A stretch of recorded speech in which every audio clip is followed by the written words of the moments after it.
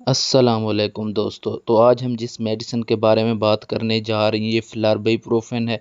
फ्लारबाइप्रोफेन basically pain killer के तौर पर इस्तेमाल होती है और इसका जो मेन काम है वो पेन और इन्फ्लेमेशन को रिड्यूस करना होता है। तो आप लोगों का कीमती टाइम वेस्ट किए बगैर वीडियो को शुरू कर लेते हैं।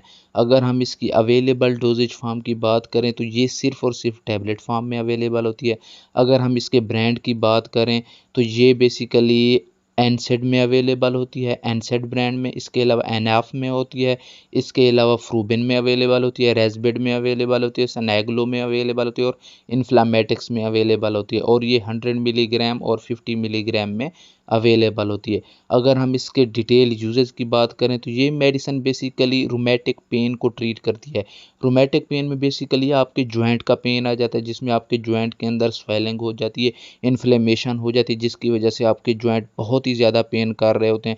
तो उसको ट्रीट करने के लिए ये मेडिसिन बहुत ही ज़्यादा फ़ायदेमंद है। इसके अलावा ये कार्टिलेजिनस पेन में भी इस्तेमाल होती है। अगर आपके कार्टिलेज जो होते हैं वो बहुत ज़्यादा पेन कर रहे हैं तो उस पेन को कम करने के लिए इसको इस्तेमाल किया जाता है। इसके अलावा इसको मस्कुलर पेन में इस्तेमाल किया जाता है। अगर आपके मसल्स वगैरह या आपके पट्टे वगैरह बहुत ही ज़्यादा पेन करते हैं तो उस पेन को कम करने के लिए इसको इस्तेमाल किया जाता है। इसके अलावा इसका जो स्पेशल यूज़ है जिसमें इसको बहुत ज़्यादा इस्तेमाल किया जाता है वो दांतों के दर्द में इस्तेमाल किया जाता है।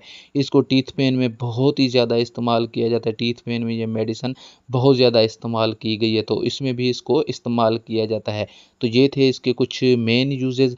अगर हम बात कर लें इस मेडिसिन को कब हम इसको इस्तेमाल नहीं कर सकते, व्हेन नॉट टू यूज़, तो इस मेडिसिन को हम ऐसे पेशेंट में इस्तेमाल नहीं कर सकते जिसे अस्थमा हो। इसके अलावा एस्पिरिन या उसके रेलिवेंट जो एंटी इन्फ्लेमेटरी ड्रग होती हैं उनके इस्तेमाल करने की वजह से अगर किसी पेशेंट को एलर्जी होती है तो ऐसा पेशेंट इस मेडिसिन को बिल्कुल इस्तेमाल ना करे। अगर हम इसकी वार्निंग की बात करें प्रेगनेंसी के दौरान, तो प्रेगनेंसी के दौरान ये मेडिसिन आप उस वक्त इस्तेमाल कर सकते हैं अगर इसका कोई अल्टरनेटिव आपके पास अवेलेबल नहीं है, तो तब आप इस मेडिसिन को प्रेगनेंसी के दौरान इस्तेमाल कर सकते हो और अपने डॉक्टर की सुपरविजन के अंदर।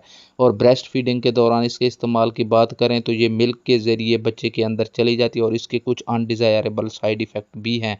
तो इसलिए आप इसको इस्तेमाल करने से पहले अपने डॉक्टर से ज़रूर मशवरा करें।